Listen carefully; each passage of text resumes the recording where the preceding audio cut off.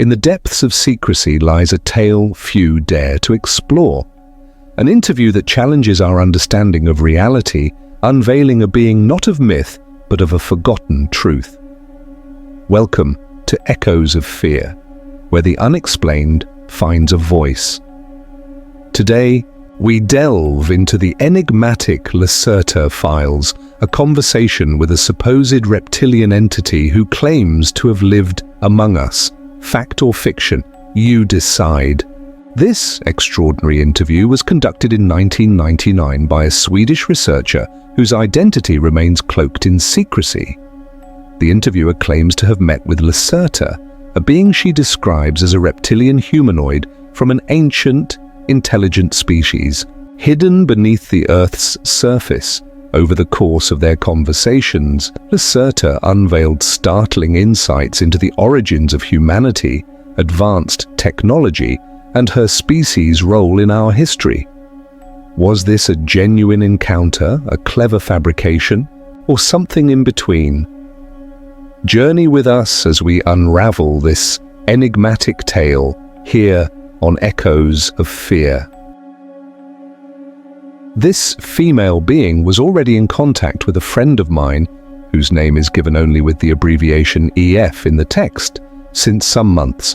Let me declare that I was all my life a skeptic about UFOs, aliens, and other weird things, and I thought that EF tells me just dreams or fictitious stories when he talked with me about his first contacts with the non-human being Lacerta.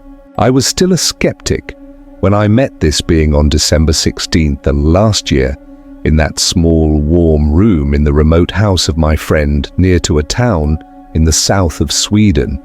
Despite the fact that I saw now with my own eyes that she was not human, she has told and shown me so many unbelievable things during that meeting that I can't deny the reality and the truth of her words any longer.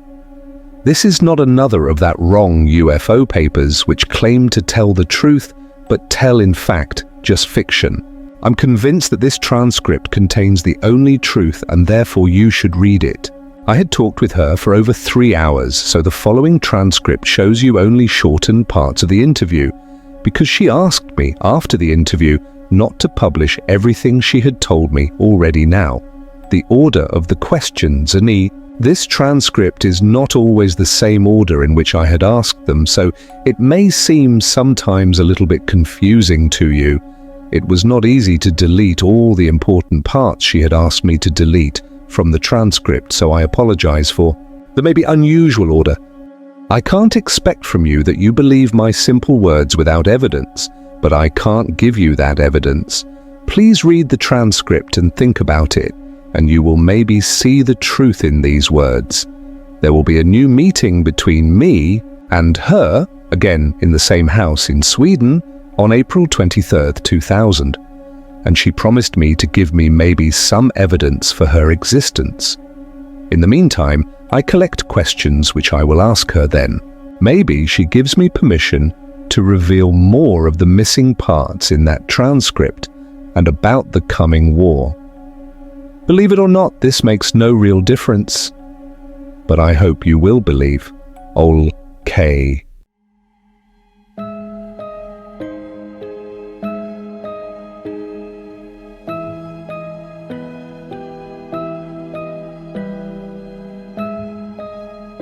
First of all, who are you and what are you?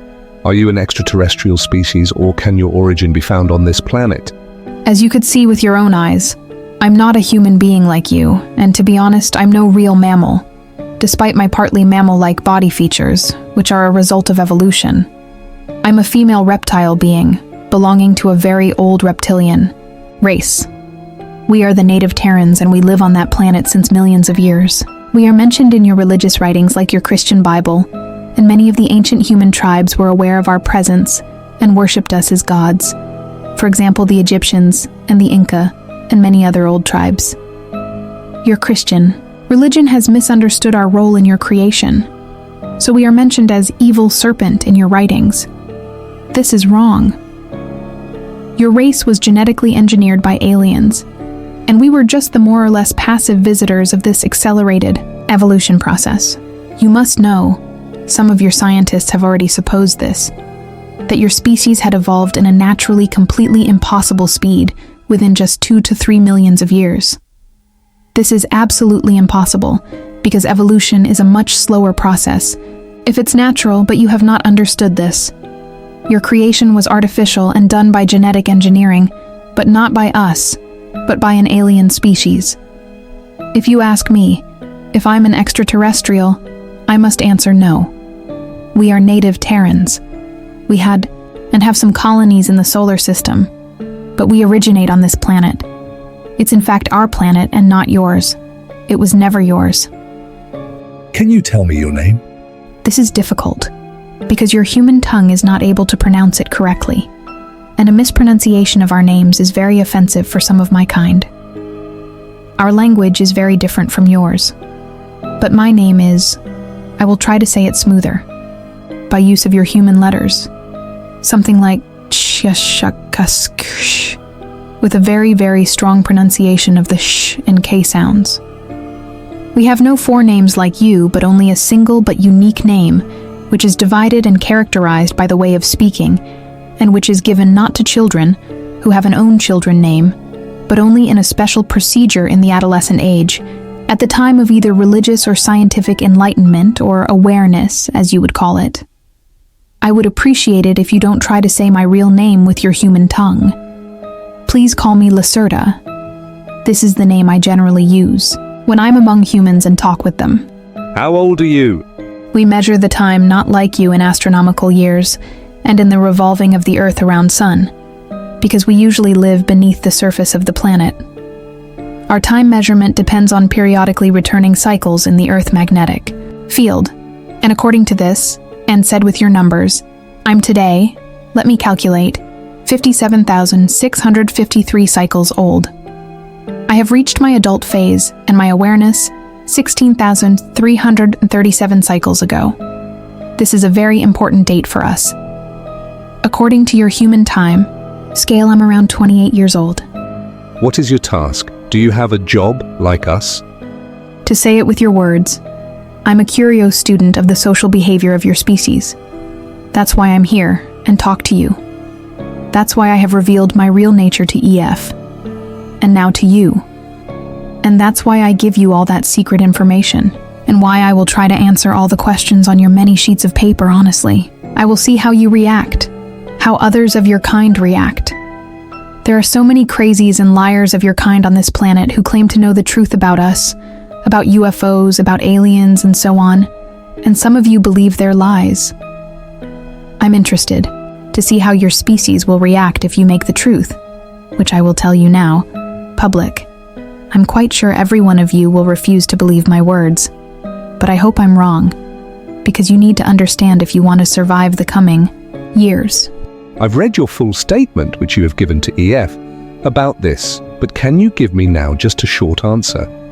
Are UFOs real flying objects piloted by extraterrestrials, or do they belong to your species? Some observed UFOs, as you call them, belong to us, but most not. Most of the mysterious flying objects in the sky are not technological devices, but mainly misinterpretations of natural phenomena your scientists have not understood, like spontaneous plasma flares in the high atmosphere. Nevertheless, some UFOs are real craft belonging either to your own species, especially to your military, or to other alien species, or at last to us. But a minority of sighted craft belongs really to us, because we are generally very careful with our movements in the atmosphere, and we have special ways to hide our ships. If you read a report about a sighting of a metallic, bright gray cigar-shaped cylindrical object with a length of, there are different types, let me say between 20 and 260 of your meters, and if this object had made a very deep humming sound, and if there were 5 bright red lights on the metallic surface of the cigar, 1 at the top, 1 in the middle, 2 at the end, then it's likely that someone of you have seen one of our ships, and this means that it was either partly defect or that someone of us was not careful enough. We have also a very small fleet of disc-shaped craft, but such UFOs belong usually to an alien species. Triangular UFOs belong generally to your own military, but they use foreign technology to build them. If you really want to try to see one of our craft, you should have a look at the skies over the Arctic, the Antarctic, and over Inner Asia, especially over the mountains there. Have you a special symbol or something like that with which we can identify your kind? We have two major symbols representing our species.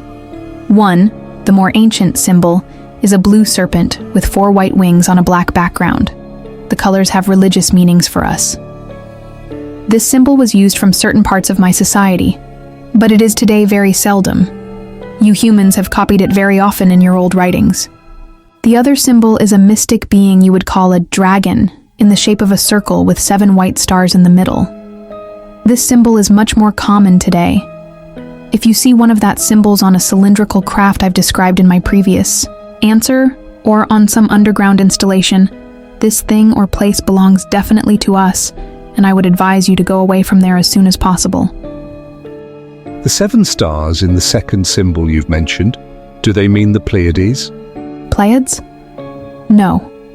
Actually, the 7 stars are planets and moons, and they are a symbol for our former 7 colonies in the solar system. The stars are shown in front of a blue background, and the dragon circle means the shape of Earth. The 7 white stars mean Moon, Mars, Venus, and 4 moons of Jupiter and Saturn we had colonized in the past. 2 colonies are no longer in use and abandoned, so 5 stars would be more correct. As you have not allowed me to make photos, what would be very useful to prove your real existence and the truth of this story, can you describe yourself detailed? I know that it would be helpful to prove the authenticity of this interview if you can make some photos from me. Otherwise, you humans are very skeptic. That's good for us, and for the real alien species acting secretly on this planet. So even if you had such photos, many of your kind would say that they are fraud, that I'm just a masked human woman or something like that. That would be very offensive for me. You must understand that I can't give you permission to make photos of me or of my equipment. This have various reasons, which I want not to discuss with you further. But one of the reasons is the keeping up of the secrecy of our existence. Another reason is more religious. Nevertheless, you have permission to make drawings of my look and of my equipment I can show you later. I can also try to describe myself, but I doubt that others of your kind will be able to imagine my real look just from simple words, because the automatic denial of the existence of reptilian species and generally of intelligent species other than your own is part of the programming of your mind. Well, I will try. Imagine the body of a normal human woman, and you have at first a good imagination of my body.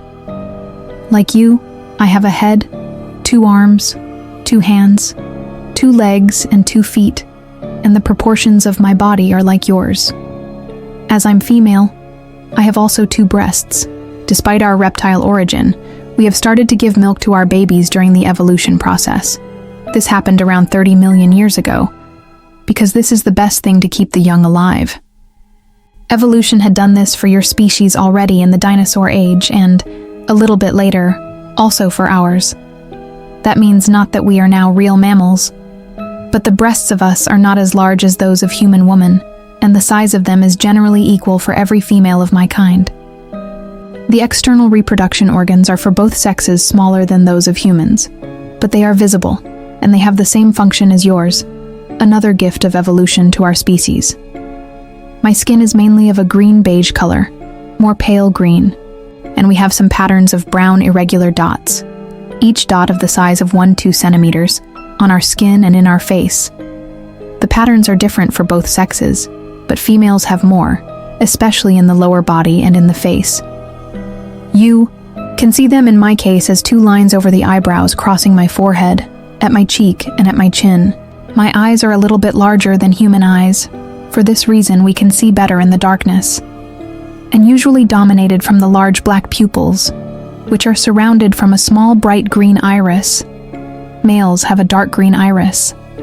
The pupil is slit and can change its size from a small black line to a wide-open egg-shaped oval, because our retina is very light-sensitive, and the pupil must compare this. We have external round ears, but they are smaller and not so curved as yours.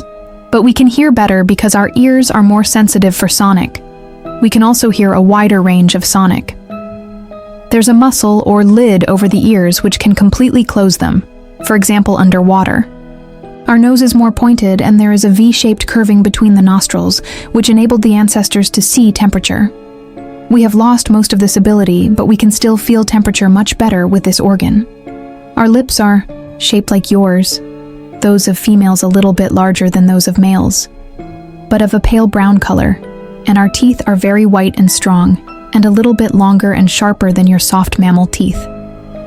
We have no different hair colors like you, but there is a tradition to color the hairs in different ages, and the original color is, like mine, a greenish-brown.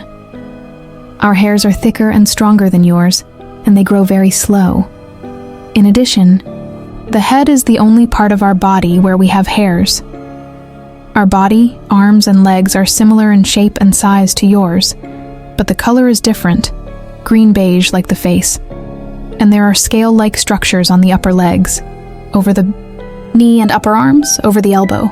Our 5 fingers are a little bit longer and thinner than human fingers, and our skin on the palm is plain, so we have no lines like you, but again a combination of a scale-like skin structure and of the brown dots. Both sexes have the dots on the palm, and we have no fingerprints like you.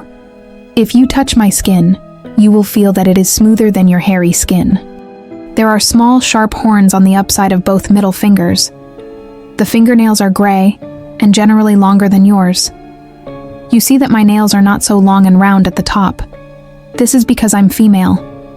Males have sharp, pointed nails, with a length of sometimes 5 or 6 of your centimeters. The following feature is very different from your body and part of our reptilian origin. If you touch the backside of my upper body, you will feel a hard, bony line through my clothing.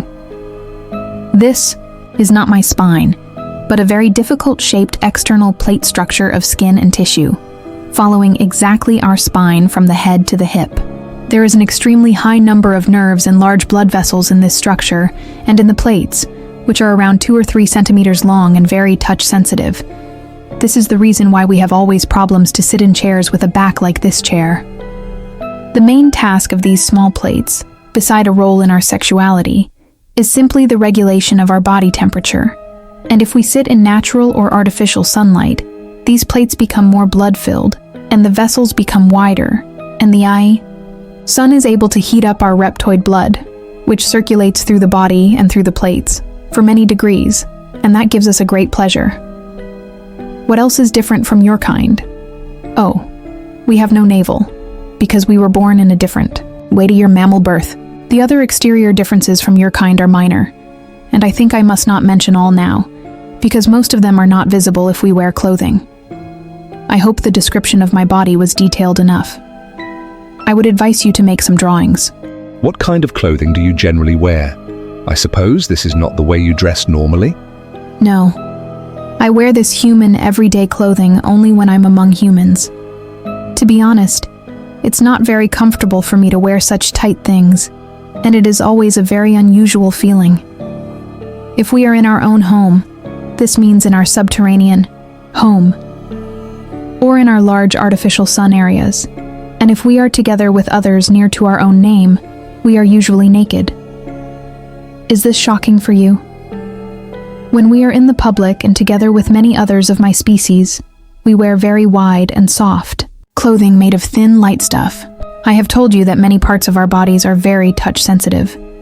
Mostly the small back plates, so we can't feel comfortable in tight clothing because it can hurt us. Man and woman wear often the same kind of clothing, but the colors are different for the sexes. You've said others near to your own name? Do you mean your family? No, not really. You would call it family. But with this word you mean only those of your kind, which belong genetically together, like father or mother and child. As I have said earlier, we have a very difficult and unique name. Part of the pronunciation of that name is absolute unique, and there is no other being with the same name. But part of this name, the middle part, is pronounced in a way that told the others to which family. I must use the word, because you haven't the day. Write one in your vocabulary. You belong. This means Not that all in that group are genetically related to you, because these groups are usually very large and contain between 40 and 70 of us. This group includes generally your genetic relations, except one of them had decided to left this group, and your connection with father and mother is often the strongest. It would be too difficult for me to explain you now our very old social system, which is very complex, and we would need many hours only for the primary things. Maybe we can meet another time and I can give you detailed descriptions of all these things. Have you a tail like normal reptiles? Do you see one? No. We have no visible tail. If you look at our skeleton, there is only a small rounded bone at the end of our spine behind the pelvis. This is a useless rudiment of the tail of our ancestors, but it is not visible from the outside. Oh, our embryos have tails during the first months of development, but these tails disappear before they were born. A tail makes only sense for a primitive species which tries to walk on two legs and must hold the balance with the tail, but our skeleton had changed during evolution, and our spine is nearly in the same shape as yours, so we need no tail to stay on 2 feet. You said that you were born in a different way to us. Do you lay eggs? Yes, but not like your birds or primitive reptiles. Actually, the embryo grows in a protein liquid inside the mother's womb, but there is also an egg-shaped but very thin chalk hull around it that fills the whole womb. The embryo inside this hull is completely autarky from the mother's body, and it has every substance it needs to develop inside this chalk hull. There is also a cord, like your navel cord, which is connected to a point hidden behind the back plates. When the baby is going to be born, the whole egg is pressed through the vagina covered in a slimy protein substance, and the baby came out of this soft egg after some minutes. These 2 horns on our middle fingers were instinctively used from babies to break through the chalk hull to take their first breath. Our young are not so large as your babies when they were born. They are between 30 and 35 of your centimeters. Tall, the egg is around 40 centimeters tall. This is because our vagina is smaller than a human one, but we grow to a normal size of 1.60 to 1.80 meters. What about your body temperature? You've said that you enjoy to lay in the sun. What effect has this to your organism? We are no mammals, and as reptiles, our body temperature depends on the temperature of our surrounding. If you touch my hand, you will maybe feel that it is colder than yours, because our normal body temperature is around 30 to 33 degrees Celsius. If we sit in the sun, especially naked and with our row of small back plates in the sun, our body temperature can rise for 8 or 9 degrees within minutes. This rise causes a production of many enzymes and hormones in our body, our heart and brain, and every organ becomes more active and we feel then very, very good. You humans only enjoy being in the sun, but for us it is the greatest pleasure you can imagine, maybe like your sexual excitement. We also enjoy swimming in very warm water or other liquids to rise our body temperature. If we are for some hours in the shadow, our temperature goes back to 30 to 33 degrees. This can cause no harm to us, but we feel much better in the sun. We have artificial sunrooms in the underground, but this is not the same for us like the real sun. What do you eat? Generally, various things like you: flesh, fruit, vegetables, special kinds of fungus from subterranean farms, and other things. We can also eat and digest some substances which are poisonous for you. The main difference between you and us is that we must eat flesh, because our body needs the proteins. We can't live completely vegetarian like your kind, because our digestion would stop working, and we would die after some weeks or maybe months without flesh. Many of us eat raw flesh, or other things which would be disgusting for you. Personally, I prefer cooked flesh and surface fruits like apples or oranges. Can you tell me something about the natural history and evolution of your species? How old is your species? Have you evolved from primitive reptiles as mankind has evolved from apes? Oh, this is a very long and complex story, and it sounds certainly unbelievable to you, but it's the truth. I will try to explain it in short. Around 65 million years ago, many of our unadvanced ancestors from the dinosaur race died in a great global cataclysm. The reason for this destruction was not a natural disaster. an asteroid impact as your scientists believe falsely, but a war between two enemy alien groups that took mainly place in the orbit and high atmosphere of your planet. According to our limited knowledge about the early days, this global war was the first alien war on planet Earth, but it was definitely not the last, and a future war is coming soon, while a Cold War, as you call it, between alien groups is ongoing since the last 73 years on your planet. The opponents in this 65-million-year-old war were two advanced alien species, whose both names are again not pronounceable for your tongues. I'm able to say them, but it would hurt your ear if I tell you the names in their original way. One race was humanoid like your species, but much older, and was from this universe, from a solar system in the star constellation you call Procyon, today in your maps. The other species, about which we know not so much, was a reptilian species, but they have nothing to do with our own species, because we have evolved from local saurians without exterior influence, except the successful manipulation of our own genes by us. More about that later. The advanced reptilian species came not from this universe, but from well, how should I explain it to you? Your scientists have not really understood the true nature of the universe, because your illogical mind is not able to see the easiest things and relies on wrong mathematics and numbers. This is part of the genetic programming of your kind, to which I will come later. Let me say that you are nearly as far away from the understanding of the universe as you were 500 years ago. To use a term you will maybe understand, the other species came not from this universe but from another bubble in the foam of the omniverse. You would call it maybe another dimension, but this is not the right word to describe it correctly. By the way, the term dimension is generally wrong in the way you understand it.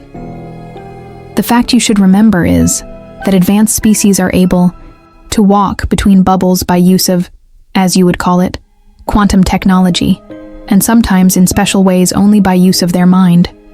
My own species had also advanced mental abilities in comparison to your species, but we are not able to do the matter string bubble changing without technology. But other species active on this planet are able, and this looks to you like magic as it had to your ancestors. Back to our own history.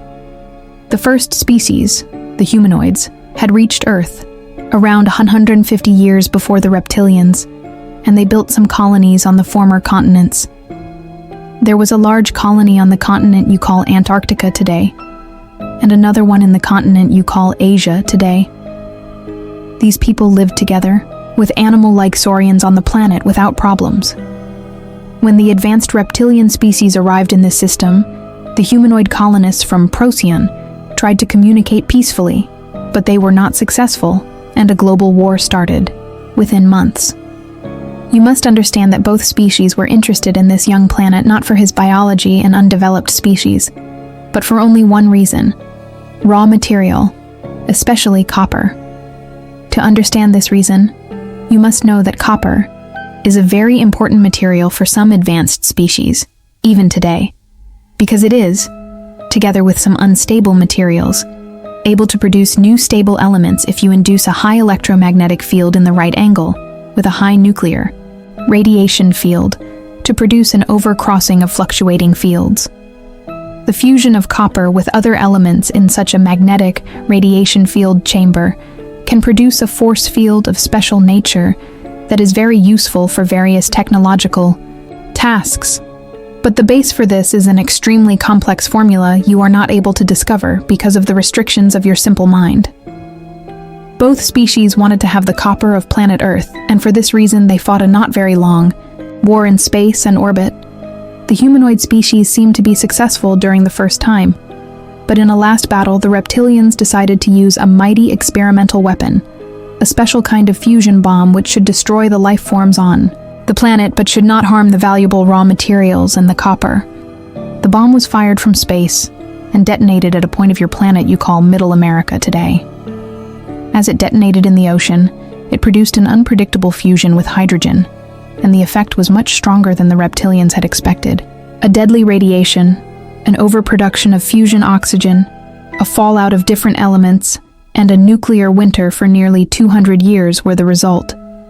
Most of the humanoids were killed, and the reptilians lost their interest on the planet after some years for, even for us, unknown reasons.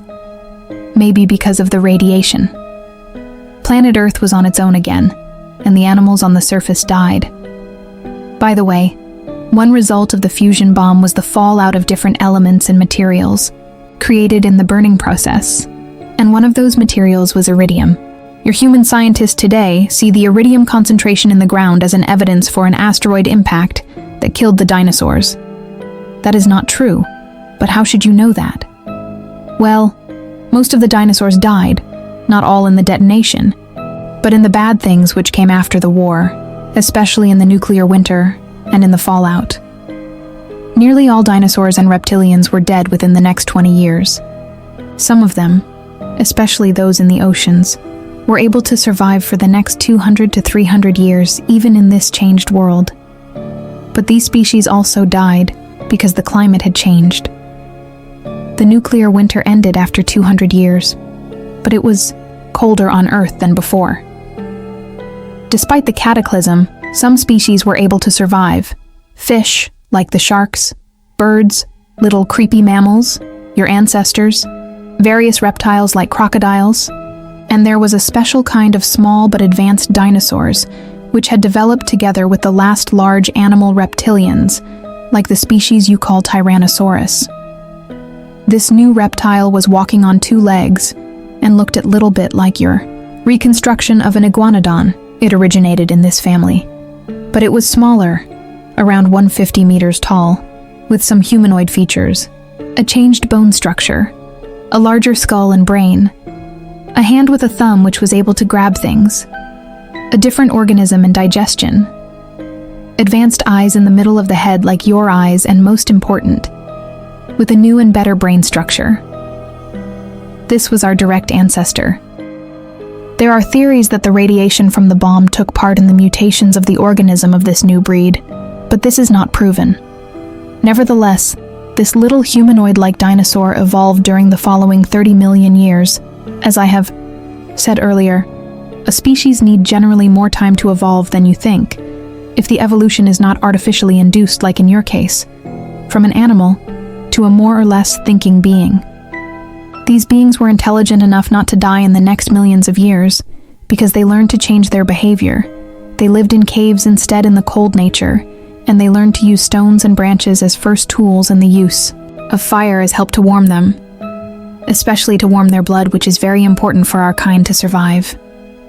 During the next 20 million years, this species was divided by nature into 27 subspecies. Unfortunately, former reptilian species were prone to divide themselves in a more or less illogical way into subspecies during the evolution process. You can clearly see this in the unnecessary high number of animal dinosaur species in earlier times. And there were many, mainly primitive wars between this subspecies for dominance. Well, nature was not very friendly to us, and as far as we know from the 27 subspecies, 24 were extinct in primitive wars and in evolution, because their organism and mind was not developed enough to survive, and, as main reason, they were not able to change their blood temperature in the right way if the climate changed. 50 million years after the war, and after the end of dinosaurs, only 3, now also technological, advanced reptilian species were remaining on this planet together with all the other lower animals. Through natural and artificial crossbreeding, these 3 species were united to one reptilian species, and through the invention of genetic manipulations, we were able to eliminate the dividing-prone genes in our genetic structure. According to our history and belief, this was the time when our final reptilian race, as you see me today, was created by use of genetic engineering. This was around 10 million years ago, and our evolution nearly stopped at this point. Well, actually, there were some minor changes in our look toward a more humanoid and mammal-like appearance during the coming ages, but we have not divided again into subspecies. You see, we are a very old race in comparison to your kind, which was jumping around as small monkey-like animals in the trees at this time while we invented technology, colonized other planets of this system, built large cities on this planet, which disappeared without a trace in the ages, and engineered our own genes. while your genes were still those of animals. 10 million years ago, the small simians started to grow, and they came down from the trees to the ground. Again, because of the change of the climate, especially on the so-called African continent. But they evolved very slow, as it is normal for a mammal. And if nothing extraordinary had happened to your kind, we wouldn't be able to sit here and talk, because I would sit in my comfortable modern house, and you would sit in your cave clothed, with fur and trying to discover the secrets of fire. Or you would maybe sit in one of our zoos. But the things had developed differently, and you believe now you are the crown of creation, and you can sit in the modern house, and we must hide and live beneath the earth and in remote areas. Around 1.5 million years ago, another alien species arrived at Earth. It was surprisingly the first species since over 60 million years. This would be more surprising for you if you would know how many different species are today here. The interest of this humanoid species, you call them illogym today, was not the raw material and the copper. It were, to our astonishment, the unadvanced ape humanoids. Despite of our presence on this planet, the aliens decided to help the apes to evolve a little bit faster, to serve them in the future as some kind of slave race in coming wars. The fate of your species was not really important for us, but we didn't like the presence of the illogym on our planet, and they didn't like our presence on their new galactic zoo planet. And so your 6th and 7th creation was the reason for a war between us and them. You can read about that war, for example, partly in the book you call Bible, in a very strange way of description. The real truth is a very long and difficult story. Should I continue? No, not now. I've made some notes about your history and now I have some questions. Please ask. First of all, you handle with a very large time scale. You claim that your primitive ancestors lived together with the dinosaurs, survived the, as you called it, artificial cataclysm, and evolved then over 40 million years, and your evolution was completed 10 million years ago. This sounds very unbelievable to me. Can you say something to this? I understand that this must sound absolutely unbelievable to you, because you are a young and genetically engineered species. Your historical horizon ends at a scale of just some thousands of years, and you think this is right. But it isn't. This is impossible. Your programmed mind is obviously not able to handle with such large timescales. Our evolution time may seem incredible long to you, but this is in fact the original way of nature. Remember, your early mammal ancestors developed together with dinosaurs, and they survived the bomb like us. They evolved slowly during the next millions of years, and they divided into various species and shapes, some of them larger, some of them smaller. This is evolution of the body. But what about their mind and intelligence? They were simple animals. The mammals evolved since, let us say, 150 millions of years, but only in the last 2-3 millions of years they were able to become intelligent and thinking. And within this small period, beings like you were created. From nature, 148 millions of years' time for the evolution of animal-like mammals, 2 millions of years' time for the development of, more or less, intelligent beings like you. Ask yourself, do you really think this accelerated evolution is natural? Then your species is more ignorant than I've thought. We have not evolved wrong, but you. I understand, but I have another question. You've mentioned many facts about the ancient war between the aliens 65 million years ago. This happened very long before your kind became really intelligent, as far as I have understood you. Why do you know so many things about that first war and about the evolution of your species? This is a good question, much better than the previous, and I have not explained it properly to you. Our knowledge about the First War comes completely from an ancient artifact, which was found around 16,000 years ago from our archaeologists on the continent you call North America today. They found there a round plate with a diameter of approximately 47 of your centimeters. The plate was made of an even for us unknown magnetic material, and inside the plate there was another smaller crystal plate, which contained an enormous amount of information coded in the molecular structure of the crystal. This memory plate was manufactured from the last bomb survivors of human race from Procyon already 65 million years ago, but it was completely intact when we found it. Our scientists were able to encode the messages and data, and so we heard the first time about the events which took place in the distant past and which led to the extinction of the dinosaurs. The plate contained detailed descriptions of both species, but more about the humanoids, and about the events and weapons, including the fusion bomb. It contained also a description of the animals and saurians on Earth, including our pre-intelligent ancestor species. The rest of our knowledge about our evolution comes from skeletons, and from the backreading and de-encoding of our DNA. We know the real truth about our roots since 16,000 years. Before that time, there was a more religious idea of our creation. What have happened with both alien species? We don't know exactly. The surviving humanoids on Earth obviously died in the years after the bomb and others of their kind, and the reptilians never came back to Earth, as far as we know. Concerning the reptilian aliens, there is a possibility that it was physically impossible for them to return, because the matter between bubbles is sometimes in rapid movement.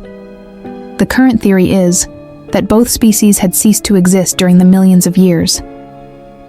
You've mentioned skeletons of your kind. How can it be that human scientists haven't found any trace of you and your ancestors if you really lived for such a long time on this planet? We have found many skeletons of primitive dinosaurs, but none of an advanced reptilian being with a larger skull and brain and a hand with a thumb, as you have described it before. Yes, you have. But your great scientists were not able to reconstruct the skeletons completely, because they wanted to reconstruct reptilian animals, not intelligent beings. You would laugh if you would know how many of the, especially small, saurian skeletons in your museums are totally wrong, constructions of never-existing beings, because you used many bones which didn't really belong together, and sometimes you made artificial bones. If something was missing, you needed to construct an animal saurian. Many of your scientists are aware of this problem, but they don't make it public because they can't explain it, and they claim that the right bones were just missing, and their reconstruction is right. Many bones of us were used for iguanodon reconstructions. For example, the hands with the visible thumb. Look at an iguanodon in a museum, and you will see that I'm right.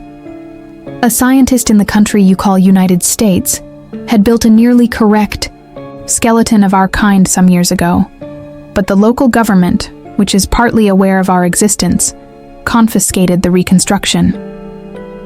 As we live today, and since thousands of years, nearly completely beneath the earth, you will not find any cadavers or skeletons of us. You speak sometimes about underground cities and artificial sunlight. Do you mean something like a hollow earth with this? Is there a second sun inside our planet? No, Earth is not really completely hollow, and there is no second sun inside. This story is ridiculous and physically not possible.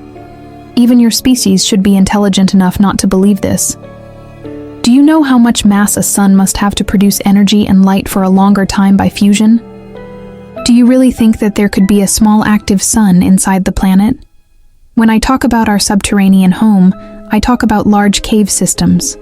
The caves you have discovered near to the surface are tiny in comparison to real caves and huge caverns deeper in the earth, in a depth of 2,000 to 8,000 of your meters, but connected with many hidden tunnels to the surface or to surface near caves. And we live in large and advanced cities and colonies inside such caves. Major sites of us are beyond the Arctic, the Antarctic, Inner Asia, North America, and Australia.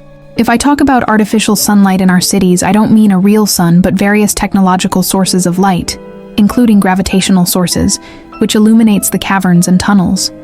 There are special cave areas and tunnels with a strong UV light in every city, and we use that places to heat our blood. Furthermore, we have also some surface sun places in remote areas, especially in America and Australia. Where can we find such a surface-near entry to your world? Do you really think I will tell you their exact location? If you want to find such an entry, you have to search it by yourself, but I would advise you not to do that. When I came to the surface 4 days ago, I used an entry approximately 300 of your kilometers north from here near to a large lake, but I doubt that you would be able to find it. There are only a few entries in this part of the world. More are far more north and east. As a little advice, if you are in a narrow cave or in a tunnel, or even in something that looks to you like an artificial mine shaft, and as deeper you walk, as smoother appear the walls. And if you feel unusual warm air streaming from the depth, or if you hear the rushing sound of streaming air in a ventilation or elevator shaft, then look for a special kind of artificial and smooth wall somewhere in the cave with a door made of gray metal. If you would be able to open that door, but I doubt this, you would be in a usually round technical room with ventilation systems and elevators to the depth. This is probably an entry to our world. If you have reached this point, you should know that we are now definitely aware of your presence. You are already in big trouble if you have entered the round room, but you should look for one of the 2 reptilian symbols on the walls. If there are no symbols or other symbols, you are maybe in bigger trouble as you think, because not every underground installation belongs to our kind. Some new tunnel systems are operated from alien races, including hostile races.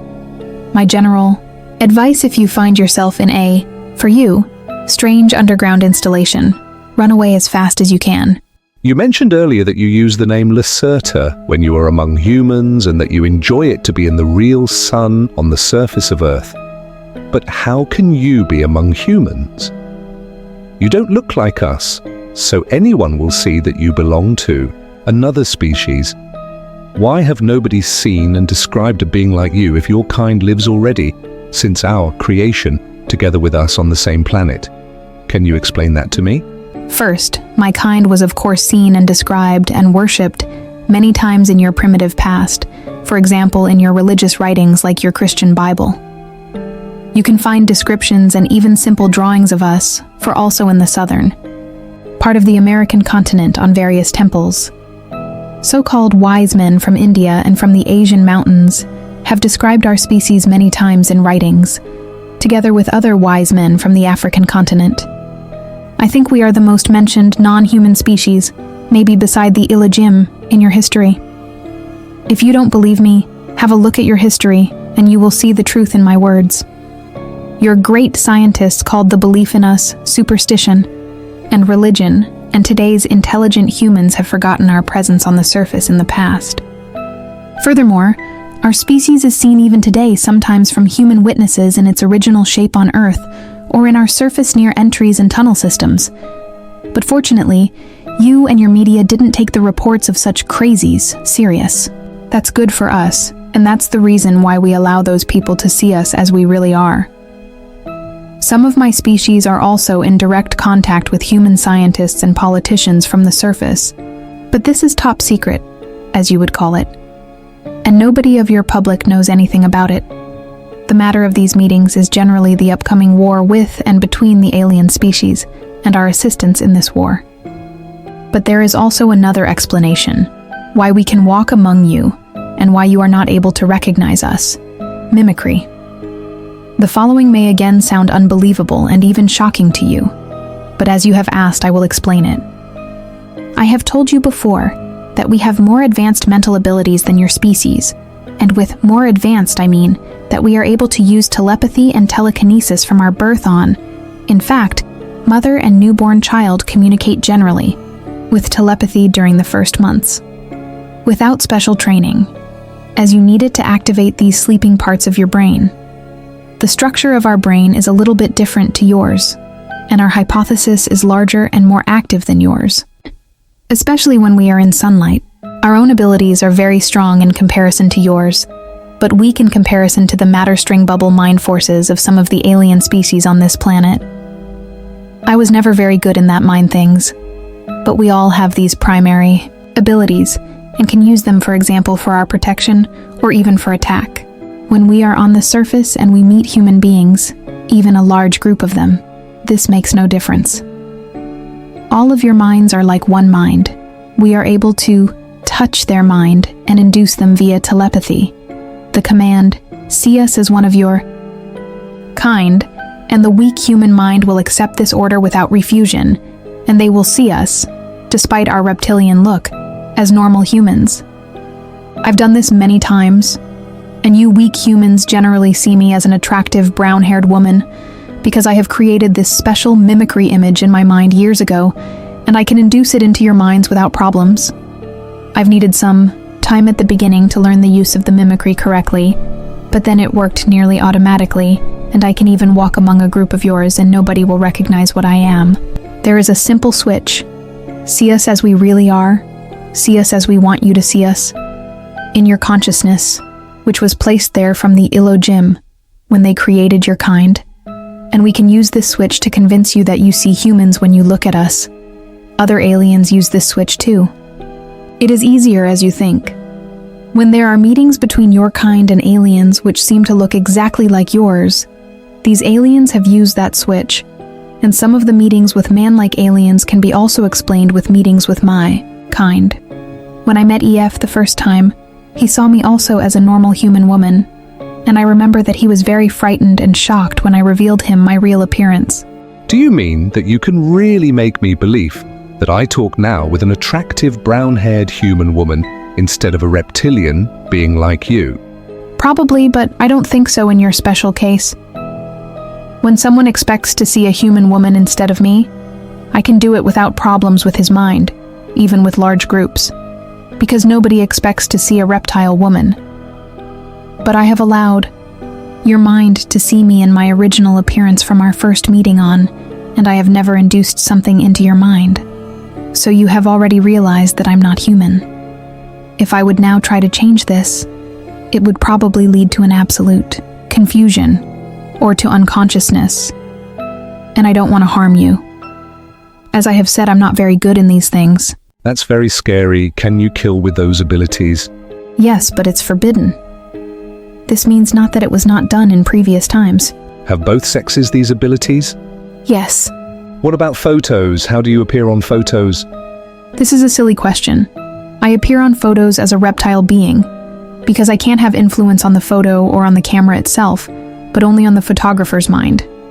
If he or she would develop the film and show the photo to others, they would see me in my original shape. That's the reason why it is forbidden for our kind to be filmed or photographed, and we must avoid every camera on the surface. That is very difficult, and we were filmed sometimes in the past without our knowledge, especially from certain of your governments and secret agencies. What other commands can your kind induce into our minds? Something like serve us or obey. This is again a strange question. We are not your enemy. Most of us not. So why should we do this? To answer your question, it depends on the strength of the human mind and on the strength of the sending reptilian. There is no serve us or serve me switch in your mind, so such a command is much more difficult to induce. If the human mind and consciousness is weak, and the reptilian inducer is experienced in these things and was some hours in the sun before he or she tries to do it, then it could probably work for a certain time. There are secret teachings about such things, but I've never learned anything about it. I use my primary abilities for mimicry and for communication with my own kind, and sometimes for other private things, but I've never used it to harm humans or their mind. I would appreciate it if we can end with this topic here. A last question. You've said earlier that you can hide your UFOs. Do you use the same abilities to do this? Yes, but on a technical base. There is a powerful device inside each craft, which is able to send an artificial signal to your minds to convince you that you see either nothing but only the sky, or that you see normal aircraft like planes instead of our ships. This isn't used very often, because we avoid human public when we move in the atmosphere. If you are able to see our UFOs, it means that the device is either defect or deactivated for some reason. The camouflage effect didn't work on photos. To answer this possible question of you already in advance. But why should someone make a photo of the sky when he could not see anything unusual there? By the way, most of the surface near entry points to our tunnels are also hidden with such a device, and your kind will generally see only normal cave walls instead of the door. That's one reason why I've said that I doubt that you will be able to find such a secret door to our world, but it have happened a few times in the past. Back to your and our own history. You've mentioned the race of the Elohim who have created our human race. From where did they come and how did they look like? What had exactly happened when they arrived? Are they our god? The Illogim came from this universe, from the solar system you call Aldebaran in your maps. They were a very tall humanoid species, with usually blonde hairs and a very white skin. They avoided the sunlight because it hurt their skin and their eyes. This was absolutely unbelievable for a sun-loving species like us. They seemed to be intelligent and peaceful at the beginning, and we started a more or less friendly communication with them. But later, they showed their real intentions and plans. They wanted to evolve the apes to a new breed, and we were a disturbing factor for them on their new zoo planet. At first, they caught around 10,000, or maybe even 20,000 of your simian ancestors, and they left the planet for some 100 years. When they returned, they brought your, now more human ancestors back. Then they left Earth again for some thousands of years, and the primitive pre-humans lived together with us without major problems. They were just afraid of our aircraft and technology.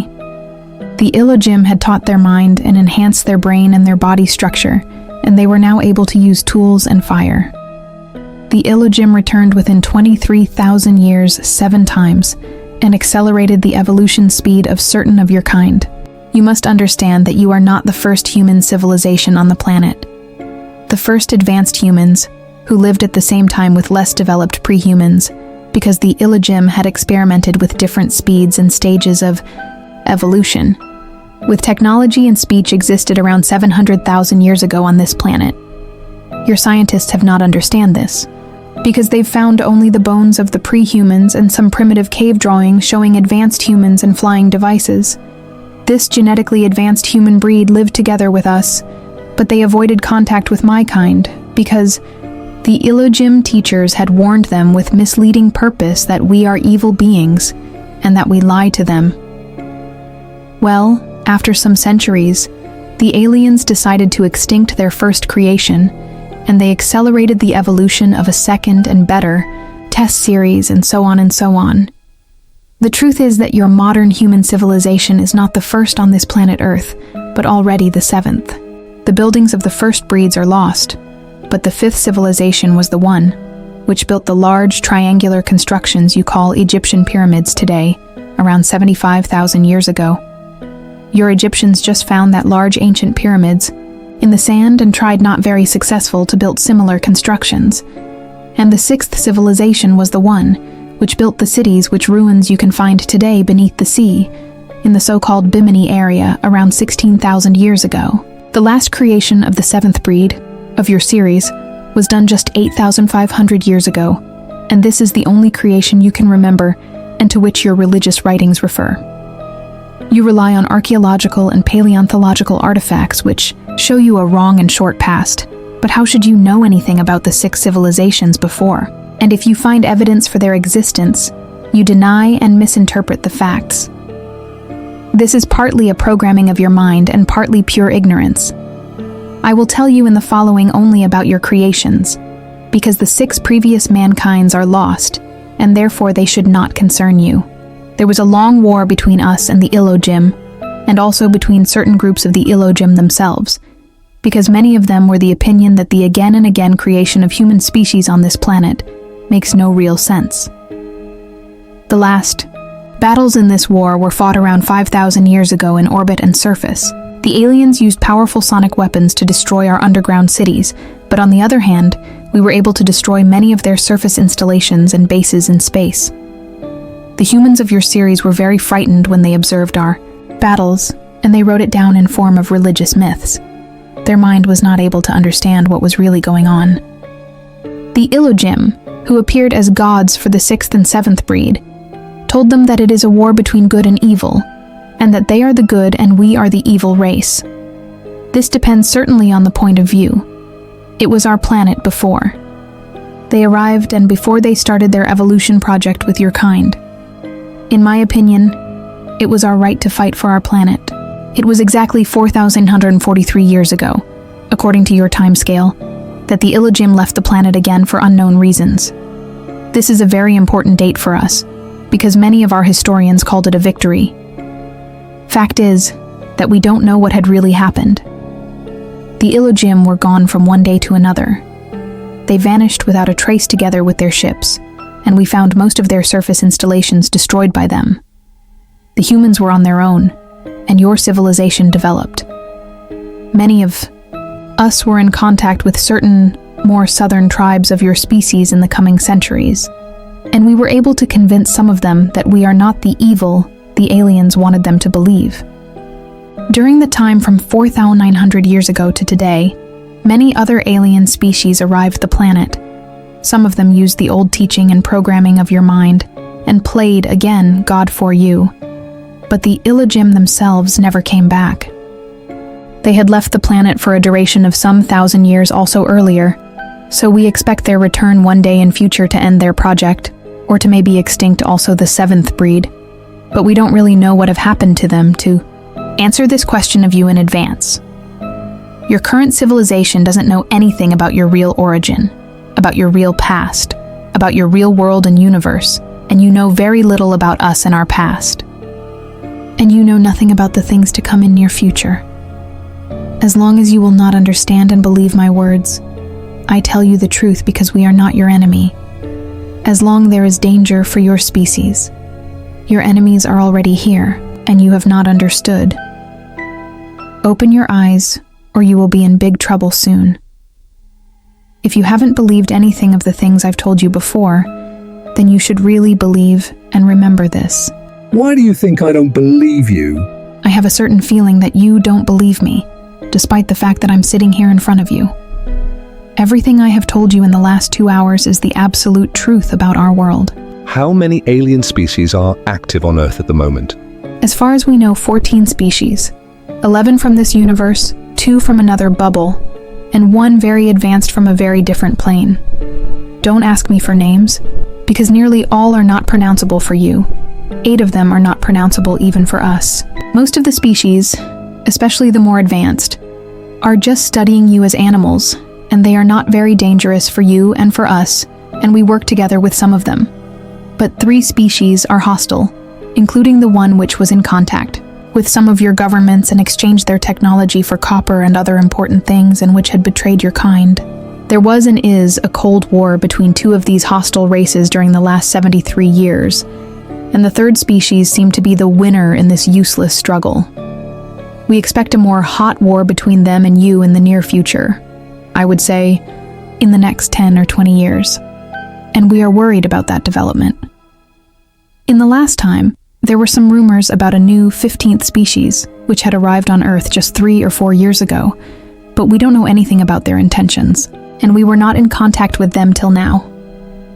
Maybe the rumors are wrong. What do the hostile alien races want? Various raw materials, including copper for their technology, your water, or better, the hydrogen in your water, which is a source of energy in advanced fusion processes, and certain chemical elements in your air. Furthermore, 2 of the species are also interested in your body, in your human tissue and blood, because their own genetic structure is defect through bad evolution and radiation, as far as we know, and they need intact strings from your kind, and from animals to repair their own genetic again and again. But they are not really able to repair the defects completely, because their DNA and your DNA is not fully compatible.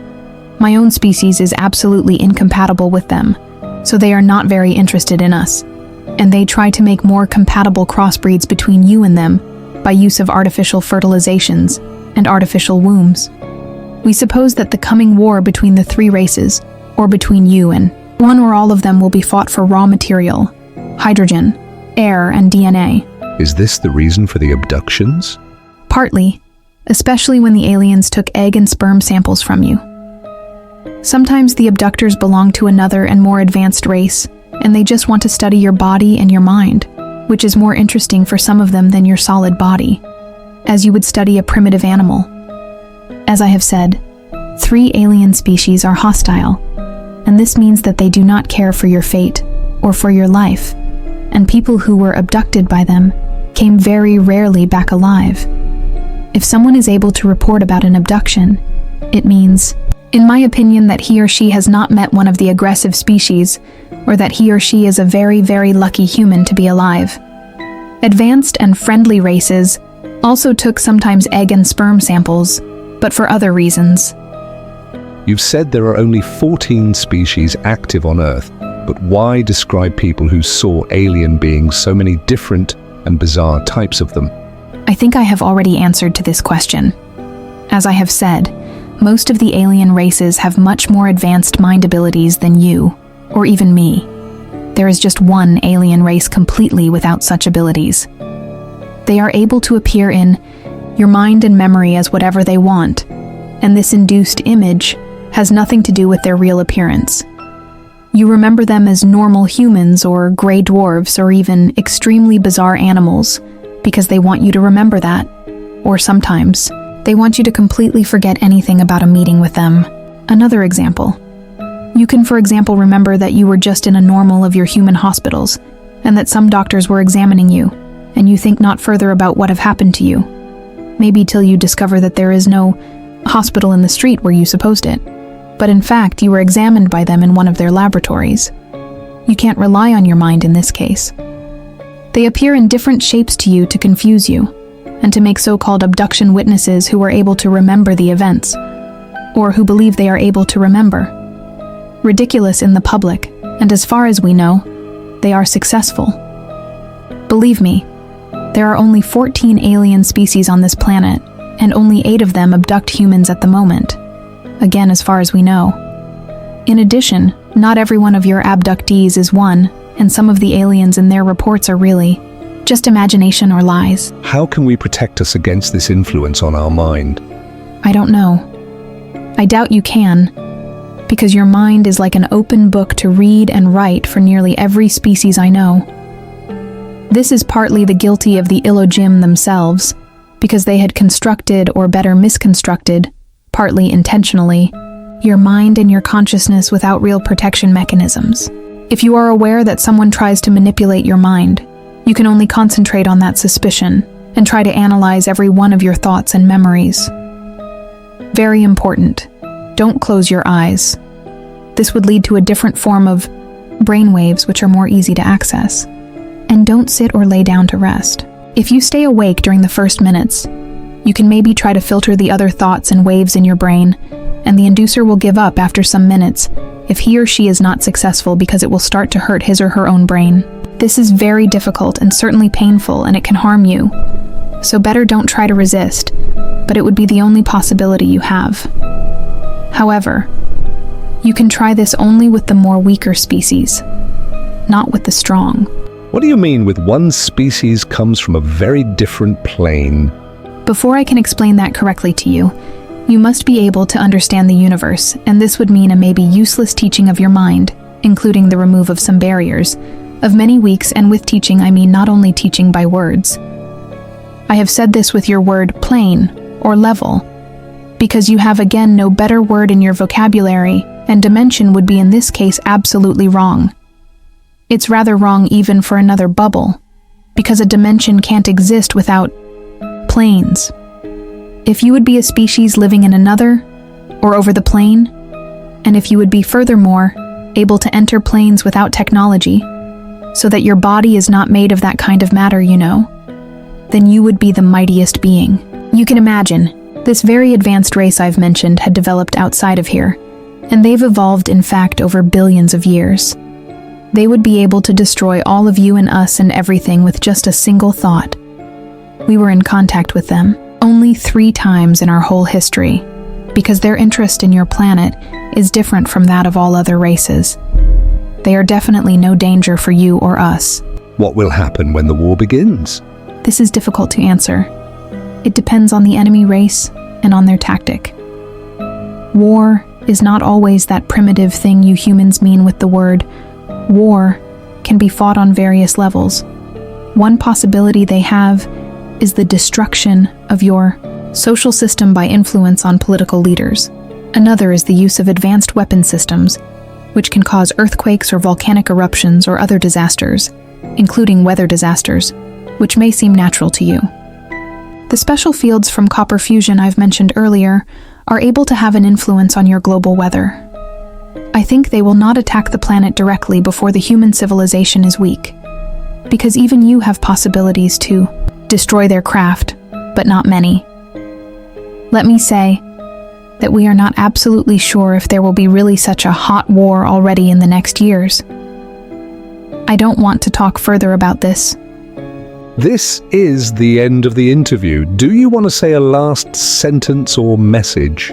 Open your eyes and see. Don't believe only in your wrong history or your scientists or your politicians. Some of them know the truth about various things, but they don't inform the public to avoid confusion and panic. I think your species is not as bad as some of my kind thinks, and it would be a pity to observe your end. That's everything I can say. Go through your world with open eyes and you will see. Or maybe not. Your kind is ignorant. Do you think anyone will believe that this interview is the truth? No, but it is an interesting experiment for my social studies. We will meet again in some months, and you will tell me then what have happened after the publication of my message. Maybe there is hope for your kind. This concludes the first interview that was conducted in 1999. If you want me to give you what questions were answered in second interview, then do let me know in the comments below and I will definitely look into it. As the echoes of this interview fade, we're left with more questions than answers. Are we truly alone in this world? Or are the beings we fear most closer than we think? Share your thoughts and let the discussion begin.